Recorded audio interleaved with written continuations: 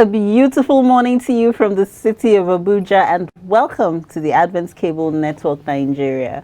This is another exciting edition of Now Streaming, your morning talk show where we address burning issues, celebrate good news, and discuss topics that have the potential to change our lives. I'm your host, Mojisola Olatinwo, and I have with me this morning in the studio Mr. Segun Aregbe. He's a political analyst. You're welcome to the show, Mr. Segun. Thank you for having me. Good to have you this morning. Yeah, we also have with us this morning Honorable Chief Edmond Bartholomew. He is also a political analyst and a politician. Good morning. Good morning. Welcome to the show this morning. Thank you. Viewers, we will be discussing the trending news for this morning, Tuesday, the 7th of December. Do remember to call in with your comments and questions through the numbers showing on your screen and our various social media platforms. It's always a pleasure to hear from you. And on to our first story of the morning. We have Senate uncovering how PEF placed 34 million naira in fixed deposit account without remitting interest to federal government. Gentlemen, let's talk. It's just one too many. There's a lot to discover. We have a lot of secret accounts. The MENA that has been in the correctional center even made some revelations about thousands and secrets of accounts by the same is created by the civil servants, because without the help of the civil servants, the politicians will not be able to do all those criminality. When we are going out looking for money to borrow to finance our budgets, and we're having such shock. 34 billion. Yeah. Yes. Yeah. Like I said million. It's billion. It's 34 big. billion. That is a very huge amount of money. It's a crime against humanity. It's a crime against humanity. If not that our systems are not working perfectly well, they should be persecuted. This is a major crime. It's as good as mortgaging the essence of the codes, the economy. When you have to go and borrow, when you have SSs already been hidden in some banks and this thing, and you go to borrow, and will pay, there are interests to be paid on it, where we are not even sure if our generations can pay such. So there's a very dangerous things that are going on. Of course, those banks that are putting it, what about the mechanism to checkmate all those things? The CBN, what are they doing? How is the money hidden? Can the banks give reports of the money is being placed in some accounts? What is happening? Where are the mechanisms to checkmate all those fraudulent activities within the banking sector?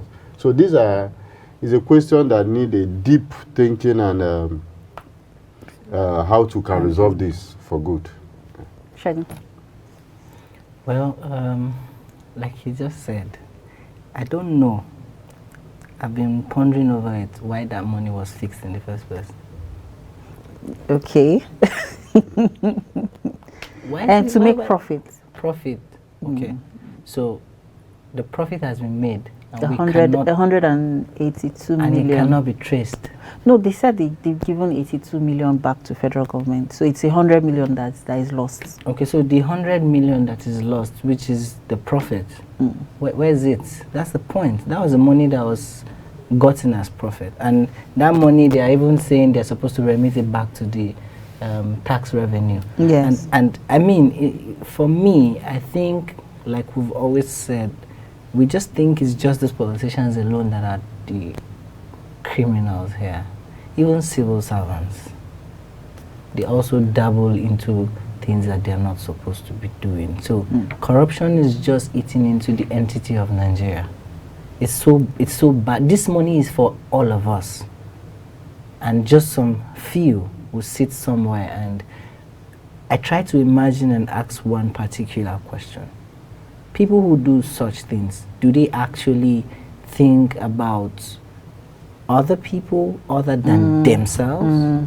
Because first and foremost, I think you should think as a human, not as probably because I'm a Yoruba man, I should feel, okay, I'm a Yoruba man, then I'm thinking Yoruba and, you know, my closet.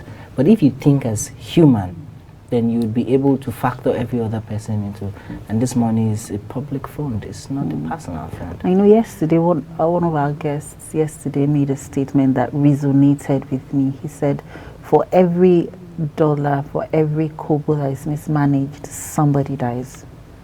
As in, I've never seen it that, I know people suffer for it, but you know, to bring it so forcefully and all that, I hope someone out there is listening. Moving on to our next headline, we talk about NNPC making zero revenue from oil exports in October as subsidy gulps 199 billion naira. So they're not making money. They're not making any revenue from crude oil exports. That's what they said. Yes. That's what they said. Yes. And I believe that it's just centered on one thing: why there must be price hike, why there must be scarcity of fuel. All these are just political languages. You know, the truth about it is that this government has not really come out clean to sustain the reason for increasing of fuel pump prices. They said they want to stop fuel subsidy. They want to stop, or they have said they have stopped so many times and increased the fuel prices. No, they said it was partial subsidy. Now, even the partial, they want to remove. And then give us 5,000 naira. For what? For... What was it? You see, 5,000 naira to... Yeah, you see, yeah, I understand. I also see. You see, there are so many terminologies that has been brought into the psyche of Nigerians when it comes to exhibiting their intentions. Yeah. And once you said subsidy was not fully removed, partially removed, and you can use any grammar to append it and give reasons why you must do. Yeah, we hold the government accountable. They have promised us that the petroleum price cannot exceed even 50 naira or 40 naira before they came into the government. Now we have risen more than 100 naira to whatever. Maybe we might even get to 400 naira per liter, maybe before they step down. But the truth about it is that, yeah, today they are using government funds to fuel their vehicles. They will step down. Power does not remain forever. So, and at the end of the day, when they step down, definitely they will now understand the pain they have forgotten they felt before they came into power. You see, truth must be said. And telling, even NPC can tell us that, oh, who is even probing them? I don't know if we have had any auditor that needs to go through and audit the accounts. You will discover a lot of things. Nigeria will burst out in tears and understand that we have been rumpled into believing that what we believe is not the fact. We believe there are corruption in NNPC. We believe that the fact has not been told to Nigerians about their operation and their activities. So, and when it comes to telling us you never had any profit, is it a charity organization you are running? You know the barrels of crude that has been and the rest of it. I think the question I would like to ask, and it also has something to do with our next headline, is how come all these matters don't come up till around December, Christmas, New Year celebrations? Because now we're seeing queues. I saw a few queues this morning. Just a routine. And they're saying, oh, it's because the subsidy will soon be removed. Yeah, it's a routine. You know, when they call it a high target, there are time for businesses. You know, there are peaks. Every business has their own peak. Yeah, of course. And so are you saying that the removal of fuel subsidy is part of the business peaking? No, you see, there's only one thing we can remember the administration of Goodluck Jonathan. for years, when Goodluck Jonathan came as the president of this country, for the first time, Nigeria experienced December and January. You can go to the filling station and buy fuel. Yes. We can never forget, we can't forget it. This is a footprint that has been kept for other leaders, other government to learn from. We don't forget things easily. So, and if they felt they want to increase, they want to make things difficult to us because they want to exploit the road, the gullible road that we have in this country, every part of the country, we want to exploit it by going to our villages and know how our people are doing down home, and they want to make things more difficult and harder for Nigerians. Sorry for them. We are watching and we are looking, and no matter what happens, posterity will really, at the end of the day, will speak for us. Talking about posterity, we have a case of AEDC workers protesting and plunging Abuja, Niger, and other states, other areas under the AEDC. That's the Abuja Electricity Distribution Company. Yeah. And that was as at yesterday or thereabouts. Yesterday. Yes, Monday. day before Monday. Yeah. Monday, and They went on.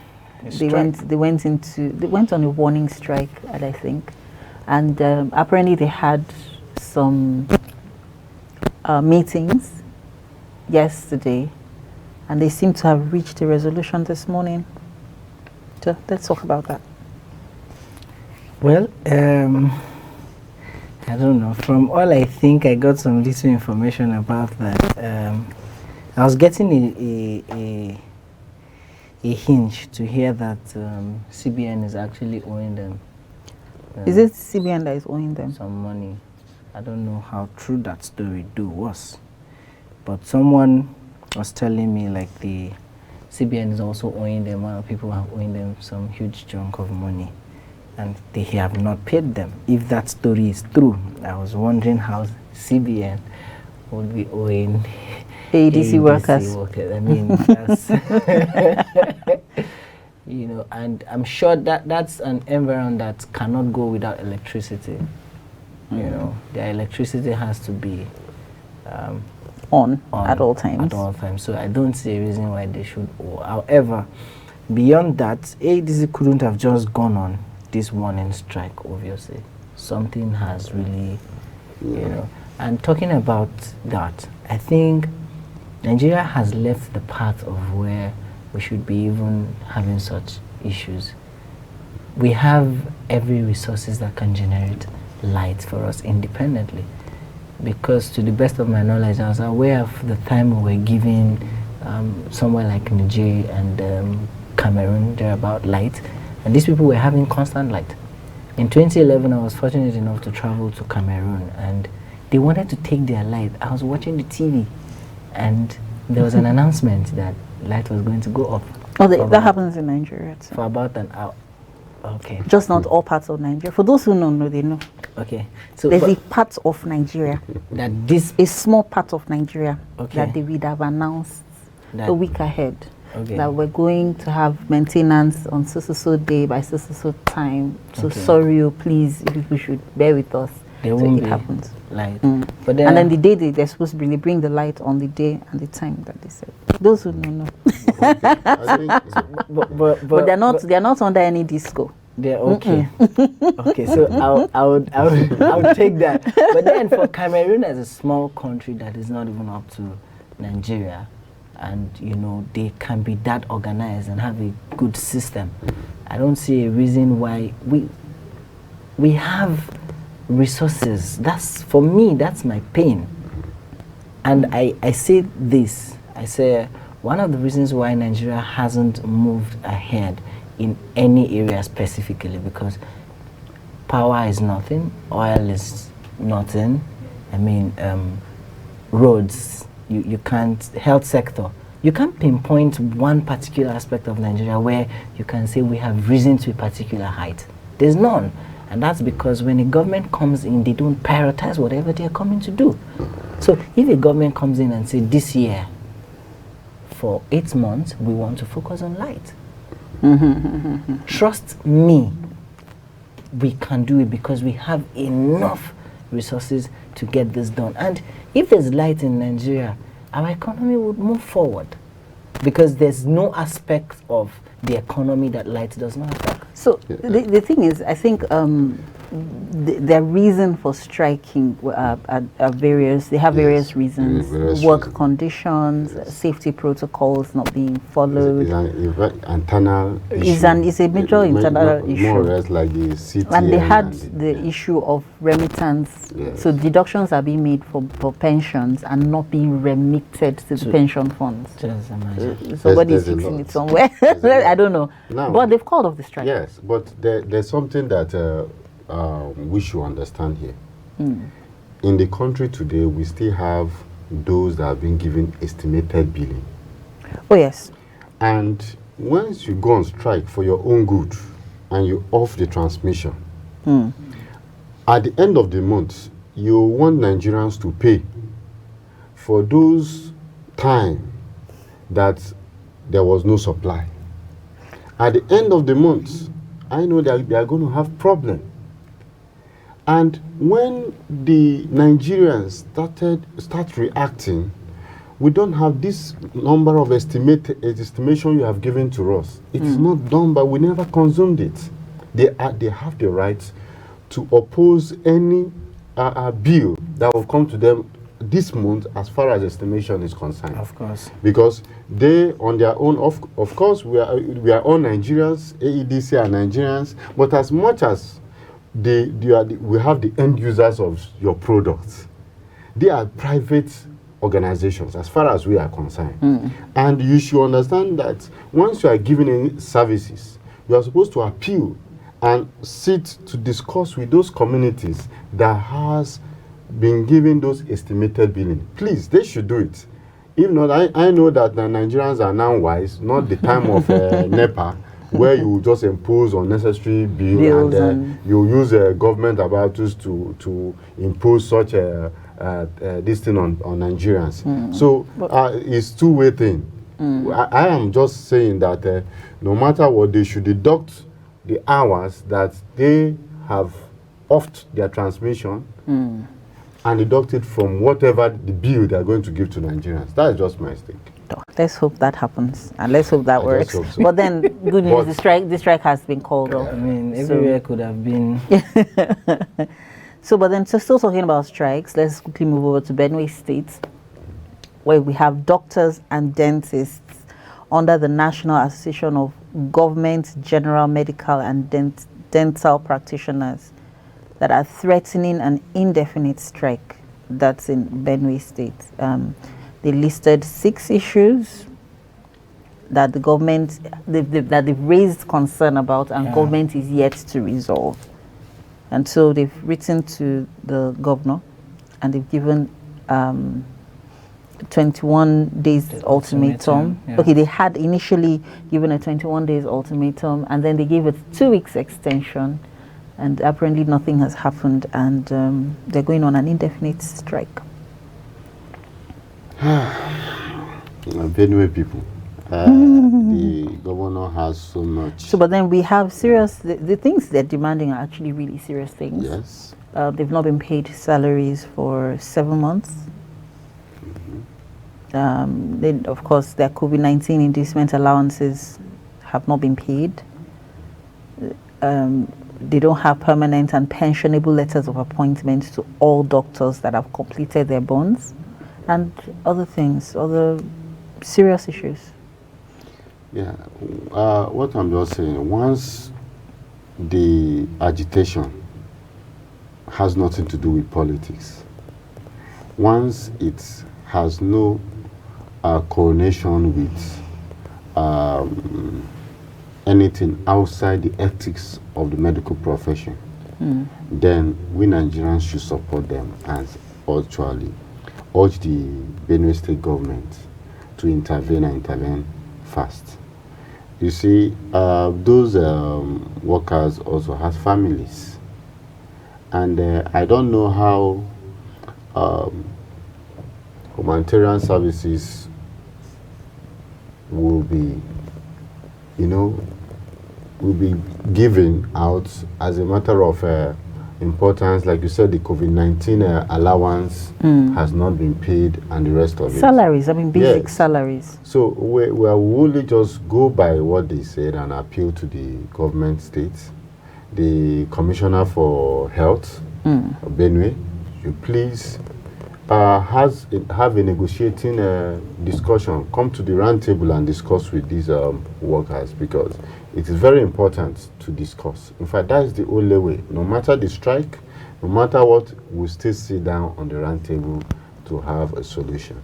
So it should be applied, and applied fast. That is just my advice. Well, I don't know, but for the health sector of Nigeria, we've really been bad. Yes, I'm telling you the truth. The health sector of Nigeria has really been bad, and that's why sometimes when I see doctors and all of these people go on strike, I don't blame them. Yes, these people are always, they are 24 hours workers. You know, there's some people you don't meddle with their lives because they are actually constantly working. If they are unavailable, you obviously know what will happen to people. They're a necessity. So you should not meddle with whatever is supposed to be given to them. Absolutely. Benue State Governor, for all I know, I served in Benue. He's a good man. I'm not patronizing him. He's actually a good man. But then I don't know why this is coming from Benue. So right now, I don't know. Except some people somewhere are, like we know, doing what they're not supposed to do. But doing what they're not supposed to do. It shouldn't be from the governor, because I know him. He's a good man. So if they've given him this ultimatum and it wasn't addressed, probably it's not from him. But now that it's public, probably would hear him say something about it and it will be addressed. Let's hear. So let's talk Boko Haram this morning. And the headline is coming from the Human Rights Writers Association this morning. And they're lamenting as ECOWAS revelations on Boko Haram indicts Nigerian government. They're reacting. So there was a statement, a recent statement by ECOWAS group, the International Intergovernmental Action Group Against Money Laundering in West Africa, which stated that terrorist groups operating in the northeast, Boko Haram and ISWAP, have continued to mobilize, move and utilize funds through the nation's formal financial and commercial system. I saw that report. And Huriwa, that's the Human Rights Writers Association, is saying that the Buhari government has failed to play effective oversight roles on the regulator of Nigerian banking systems, including financial institutions such as the Central Bank of Nigeria. And they're accusing government officials of being more interested in trading in the bureau de changes in foreign currency sourced cheaply from the Apex Bank. If the Nigerian government has, if the Nigerian, if money is being legally, because obviously now it's legally. Yes. So what is happening is money is generated, about 18 billion, as in the revelation says that Boko Haram, the splinter glass ISWAP, moved 18 billion naira generated from trading and taxing communities in the Lake Chad region through the Nigerian financial system annually. And this fund is actually for Boko Haram. And ISWAP. You see, when we talk about terrorists, terrorists have their roots, they have their strengths. We should know that a leader has now, president of the country once said that if terrorists persist in a country more than a particular period, then the hands of government is involved. And the government are actually trying to express shock on so many of the Boko Haram activities of terrorism, and we expect them to be more proactive in going after the Boko Harams, bringing this issue to a permanent stop. But at every given time, there are things they know we don't know. I am not an experienced security personnel. I can only be talking and begging the government to see sense in what our views are, for them to be more transparent in the way they communicate and expose the activities even before it's being carried out with Boko Haram. You see, once foreign organizations makes a statement, it should be taken very seriously. No organization can just come and blame a country without having substantial evidences. Yes. So we are looking, we are watching, we are only praying that God should touch the hearts of men at the front theater of war to have a permanent solution to all this. It's long time we cannot differentiate between herdsmen, Boko Haram, ISWAP any longer. At a particular time, they will tell us that Boko Haram made an attack, or the herdsmen made an attack, or the ISWAP, they have internal crisis, they merged, they had a reconciliation. We don't know who is who. But all these informations are coming from the government telling us. So they know where they meet, how they meet, when they have conflict, and all those things. And to today, we are still at the confused stage where we can be able to say, okay, this actually what, for me, it's not necessary for government to tell us the strategy on how they want to deal with Boko Haram. Absolutely. It's not necessary. They should go out there, do it, and probably at the end of the day, let them just sing praises and say, yes, we have done this job. We don't need to know how they do it. Because as much as the Boko Haram, their network, they are also watching the TVs, they are only following the system, they are also, even when Goodluck Jonathan said there are Boko Haram in his own cabinet, I don't know if they have been swapped or have been removed from those cabinets. We don't really know what he meant. Maybe he's going to tell us what he meant by being in his cabinet. Is he saying he's the cabinet within the chains of the security network system or network? So all those things, we don't need to get our heads so heated up on these subjects. The government, well, I'm expecting Lai Mohammed to really hit back at them and tell them and say speak up and ECOWAS really, that their report is wrong. Just like they are doing to the US and other that have placed a ban on us. So they have to maybe we want to see whether will come out and really challenge this. Is a shameful remark that has been made to Nigerians. So they should really speak up and do something. Right. And probably the hammer he would have used in hitting the government of the US, he should really double it or triple it and hit the ECOWAS as because it's a shameful remark. And let's give it at him. I will know we're expecting him to say something. Because for money laundering by terrorists through this Nigerian system, I mean, is it not obvious that the system, for me, just my point of view, probably the government is actually the sponsors? Because if the government is not sponsoring it, how come?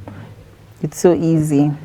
Yes, it's an allegation. United States of America is actually a developed country. Yes, we agree, but however, you cannot. Terrorism? Launder money through, I mean, it's let's check ourselves. Let's just hope that we say something and really kick out. I don't believe that my government, Nigerian government, is actually sponsoring terrorism. I don't believe it. You don't? But I don't believe it. But as much as that, I only will take a Lai Muhammad word. I want him to really come and do this. And that's just what I can say about that. Okay, and on that note, we will be going on a short break. When we return, we continue with the trending news for this morning.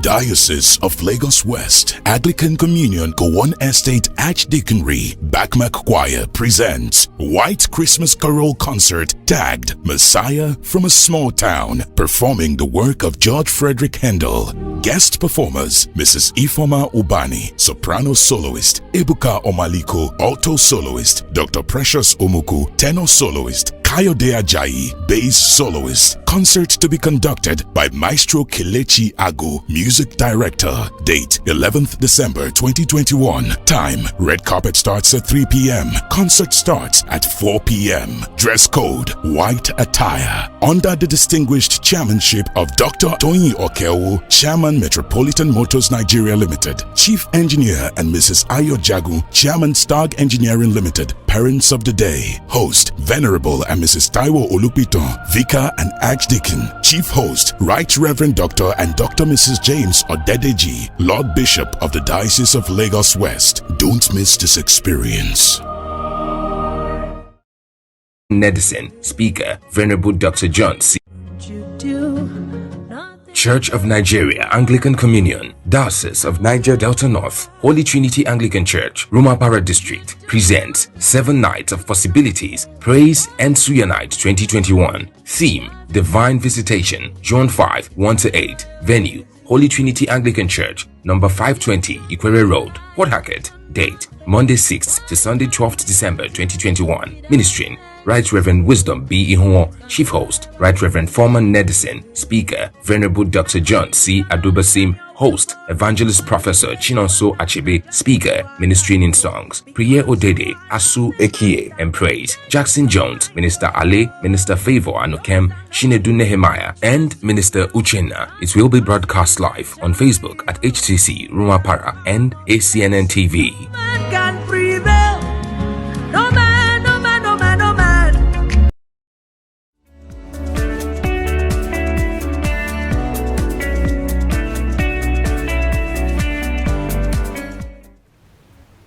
Welcome back, and if you're just joining us, this is now streaming on ACNN TV. So we continue with the trending headlines for this morning, and we're still talking about Boko Haram this morning, and we have Mr. President charging military to evolve out-of-box strategies to end insurgency. And we have the defense minister telling the military to shun politics and do their jobs. So let's talk about that. You want to go? It's obvious that the minister is just saying the truth. He's speaking the mind of Nigerians. He's a statesman, elder statesman. He knows what we have been crying out for. There's so much involvement in political activities within the hierarchy of the military. And once you indulge yourself in politics, the Waterloo of the politics will actually cut off with you, and you will definitely be seen as unprofessional. For the military to really get back their acts, they need to be professional. You see, what he's saying is what we have actually said. Every CSOs will tell you that they want to be professional, but when they get the call from above on directive on what to do, I don't think they are going to disobey those such call. You understand? And we have had a lot of challenges even from the on this administration, where the military will rebel against itself, against their commanders at the theater of war, based on some certain things. Even when you had news, said we should restrain, we should withdraw, we shouldn't attack, and the rest of it. Claiming, men on the field claiming they know where they are, but we have been given the order not to advance our attack and our offense. To us, it's political, because one assignment that the military was given is to protect the territorial integrity of the country. That is one.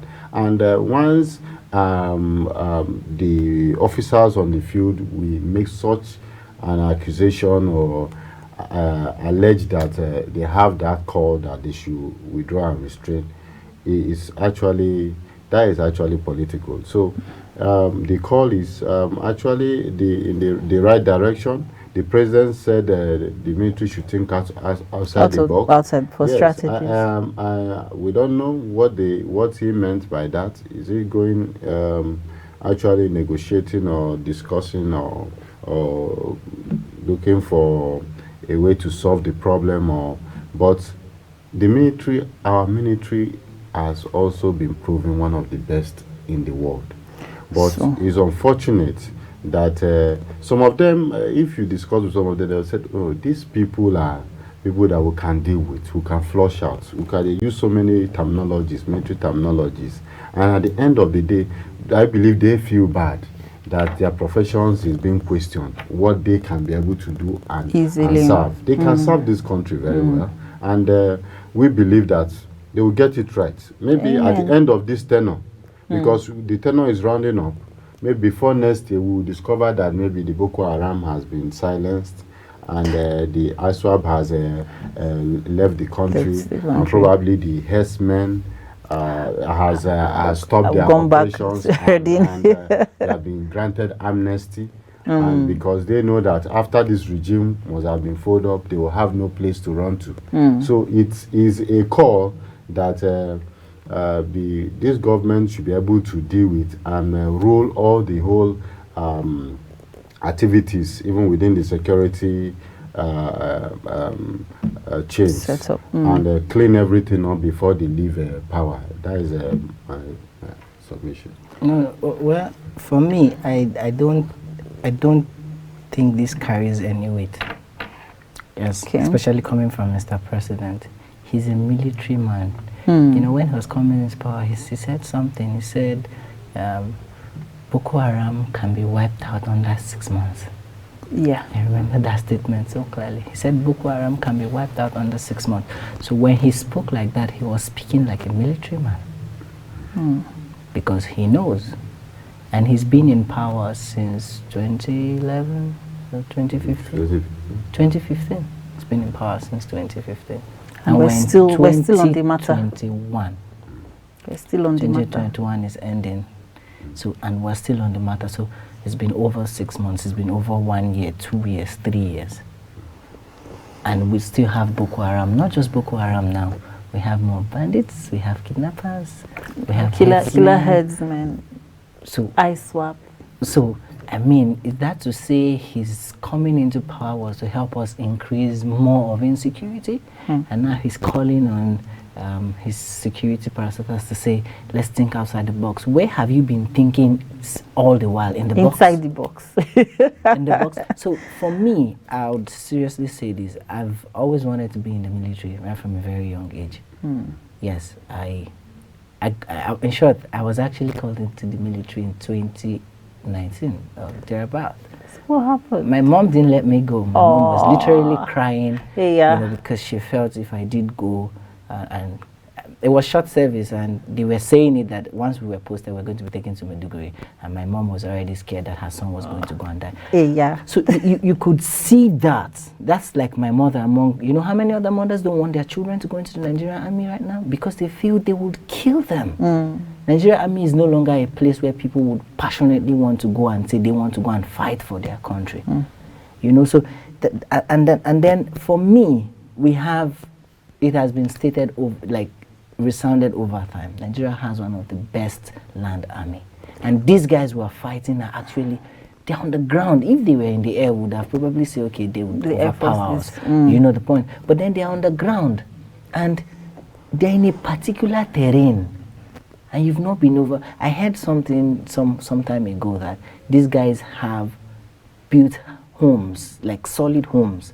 You know, they watch TV like every other person does in his house. Like, they have fun, they enjoy. And these guys are terrorists in the same country where we have. So he should not tell us these things. We don't want to even hear these things publicly. They should go and sit indoor and discuss talk about it. them. Do something about it, solutions. and let's see it, and then we'll be able to clap for them and say, "Oh wow, they have done well. fantastically." So I mean, all of So this they do not impress us anymore. We don't like to hear words. Still talking about insecurity in the country, we now have Zamfara. We have 6 killed as bandits block Kaura Namuda Shinkafi Road. We have gunmen kidnapping NSCDC operator and 4 oil workers in Bayelsa. And then we have troops of the Nigerian military thwarting suspected IPOB and the Eastern Security Network ESN to unleash mayhem on residents of Idi and Mama communities of, or is how's my pronunciation? Yeah, that is your tribe in Nigeria. That is in Imo State. In Imo State, Yeah. yes. Ori East local government Ori area East. of Imo State. Yes. You see, there are. This is my first time of hearing that ESN and IPOP wants to attack community. 2 communities. Yes, 2 communities. I've not had that since the history of the activities of IPOP and ESN. This is my first time of hearing it, because what we hear is that the IPOP and ACN attack the police, the security operatives. Okay. Now, because we know what has been training for some months now, where security men will go and burn shops, burn houses, based on they believe that they are chasing some IPOP members on a particular location, and they killed some personnel, and they have to set the community on fire. So, and if you are now saying that they want to attack the community, is it that they want to set the community on fire or what? Is it that now they are now saying that it was the IPOP that was setting their own community on fire or what? You know? So they're claiming that IPOP threatened those communities because they refused to abide with the sit-at-home injunction. Okay. That's what I'm saying. The sit-at-home did not start today. No. The sit-at-home, even when it was at the peak of sitting at home, even at Anambra election, where they said there's no movement, 1 week sit-at-home, they never threatened anybody. Was in killing or others. Now, the truth about it is, I'm not speaking for IPOP, neither. Okay. But I want to see how we can juxtapose this information, see how we can be able to find substance from the informations we are seeing on media. Yes, there was a kidnapping of oil workers and the civil defense operatives. And it was still mentioned unknown gunmen. And you know, when you have not had a kind of substance, genuine informations about dealings and how people have been operating, kidnapping and the rest of it, you can be able to call them unknown.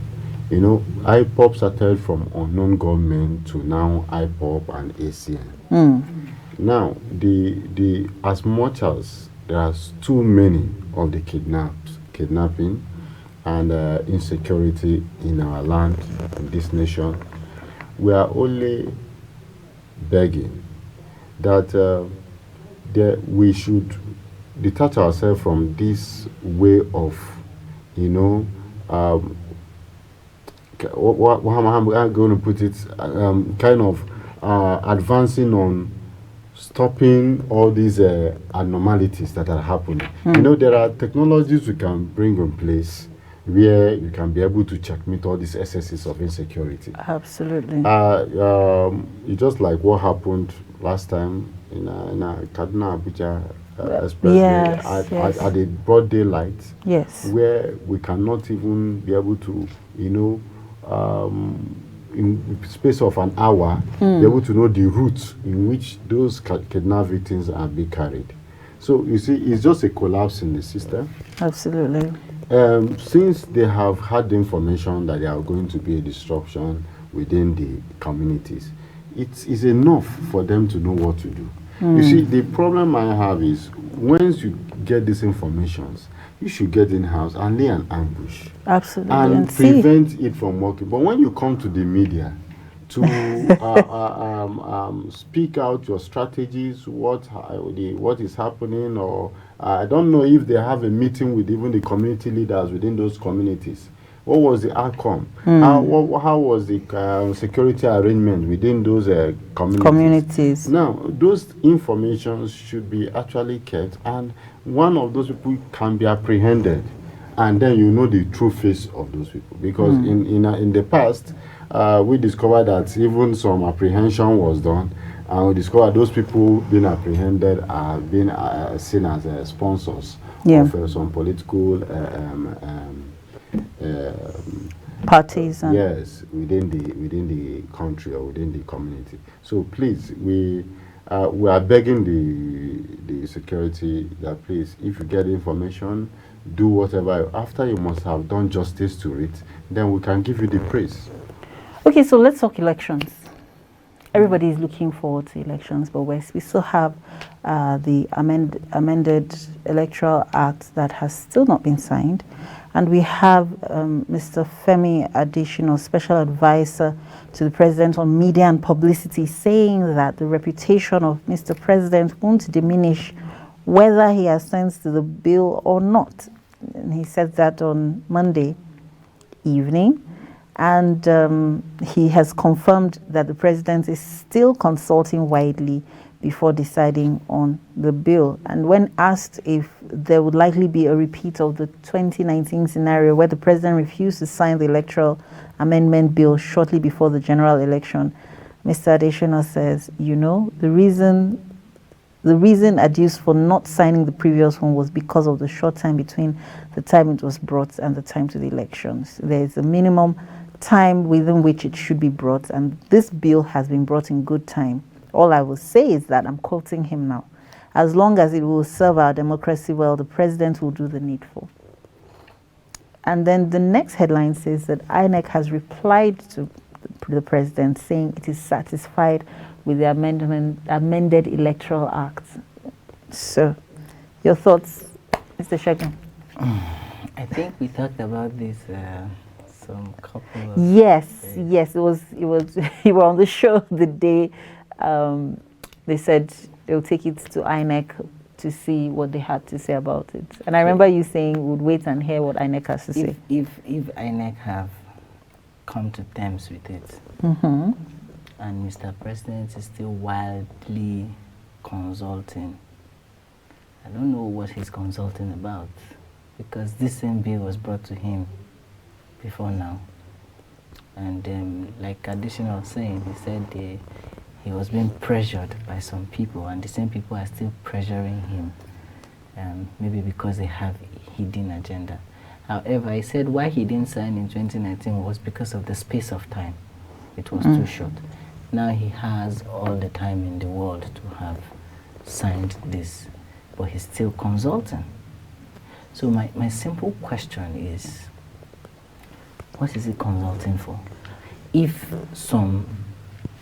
the approved body who is going to take charge of the election are saying this is in line, This is fine it's with us. okay, we should go with it, then what's the problem of, because now it's just Mr. President alone, it's him, and I'm sure INEC has more than how many people who sat down to actually review this to know that it should go. And one person, which is the you know, chief himself is saying he wants to He's still consulting. However, I said it before on the show. I think this is fishy, and I'm still saying it again. I don't see a reason why. I'm seriously saying it, except though there's something, and Mr. President is not wanting us to know, because, you know, just like Additional is saying there's enough time, there's actually no time. 2023 is by the corner. So just when you think... It's in a few days.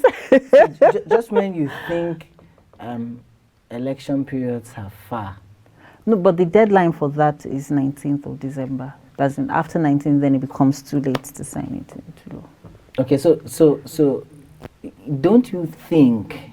Don't you, let's be sincere as we're sitting Honorable here. is smiling seriously. There are one thing, I don't know if we just believe that the president will sign the bill.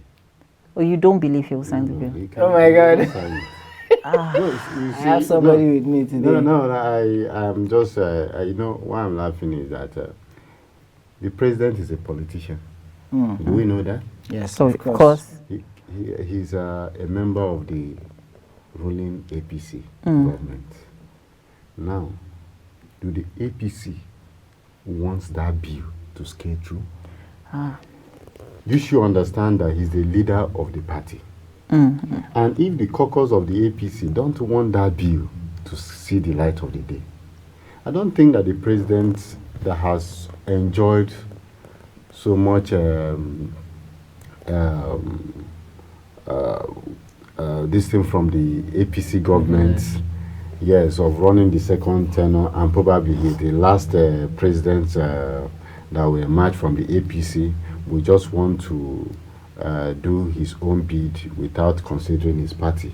Because we are talking about this party, the issue there is about the party primaries. Yes. I'm going to be talking about party as well primaries. as yes, electoral electronic. act, yes, but you know, they want to use a little thing to really throw off the remaining bad water. You know, the truth about it is the APC have looked at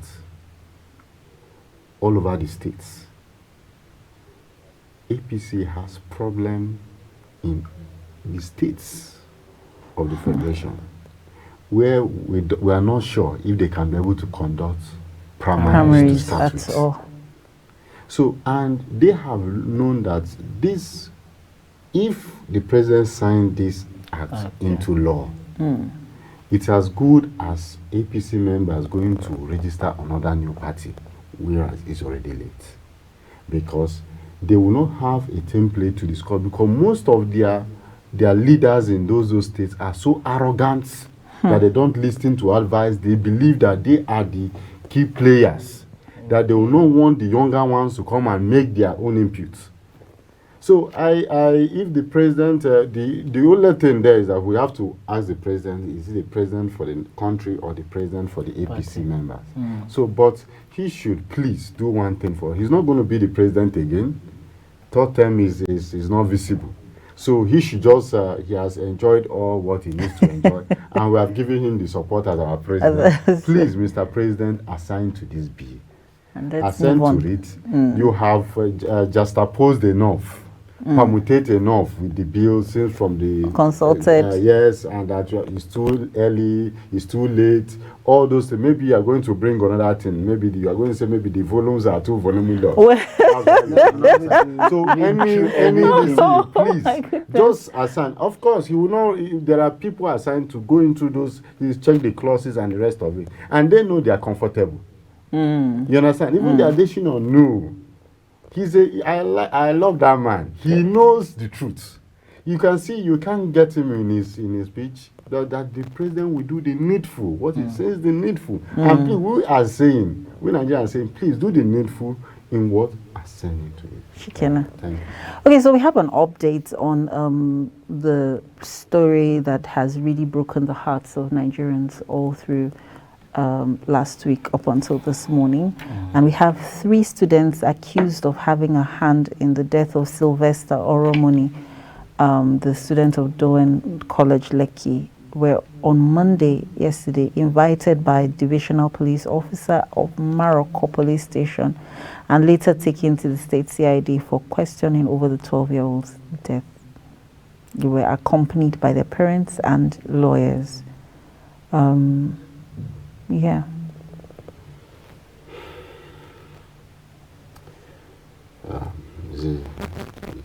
To investigate. I think that's basically just an update. Yeah, it's just.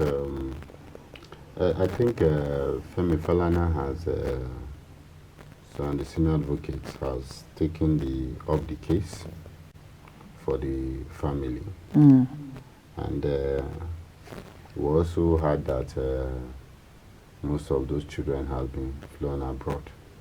Yeah, but then yes, but yes, they can be traced. They can be traced. But the issue is that the system we have in this country is a system where you know me, you know man syndromes, where they can be able to play with the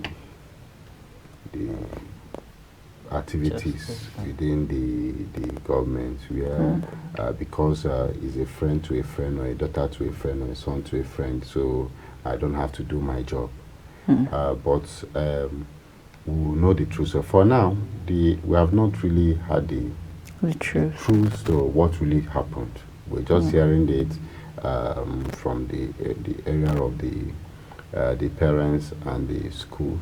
But I believe when the government get themselves, the police do their diligent investigations, we'll know better what really happened. So it's very painful. It is. I mean, for me, some of the things happening in schools these days are just pathetic. I wonder if they're the same schools we actually went to, or something else for that age and all of that. And as a final word on that, this morning, I read an article somebody wrote, I think a speech that was given yesterday, and the person says, how many of us are bullies as well? Children tend to mirror what they see and they hear. And the woman talked about those of us that would beat our house helps and tell them nothing will happen. People who make threats or kill you and nothing will happen, and they see that and they feel they can get away with whatever. So I think we should be mindful of what we do, what we say, as parents, as adults, and other things. Just what you said now, I will call it the book of the year that was written by Dr. Ugo Ike. He said the feeding generation. Yeah. And when you go through that book, it's just a little girl that was raped, and because she can't speak out, a lot of things would happen. And in fact, I will recommend that book to most of the schools and even parents. Yes, even the parents. Please go and get that book and read, because one thing that is with all those books of those days where we normally read in schools, I don't think if it's still enough in these days. But you see, there are things we should understand. The moral decadence has eaten up our society. And whatever we sow now, we will definitely reap it. Absolutely. You see, the level of, in those days when we are kids, we dare not commit anything in the eyes of an adult, because they are going to trash us. And we dare not say it to our family. But these days, even students will commit a lot of things, and you said, no, I don't want to get involved because of their parents, because of this thing. So in fact, we are just going to be praying for our listen. And Absolutely. These issues of students is from the parents it starts. Absolutely. They cannot take care of their parents. And on that note, this is where we call it a day for today's program. Gentlemen, thank you for being on the show this morning. It's been great having you on the show. Till we come your way again, same time, same station tomorrow. Be a law-abiding citizen. Be vigilant. If you see something, say something. Report criminal acts to the appropriate authority. Do good at all times. Register for your voter's card if you haven't. If you have, go get yours. Be a card carrier of a political party you believe in. Be ready to be actively involved in politics. Governance is for all of us and not a selected few. And remember, God is our ultimate protector and deliverer. Put your trust in him. Until we come your way again, I'm Mojisola. Have a fabulous day.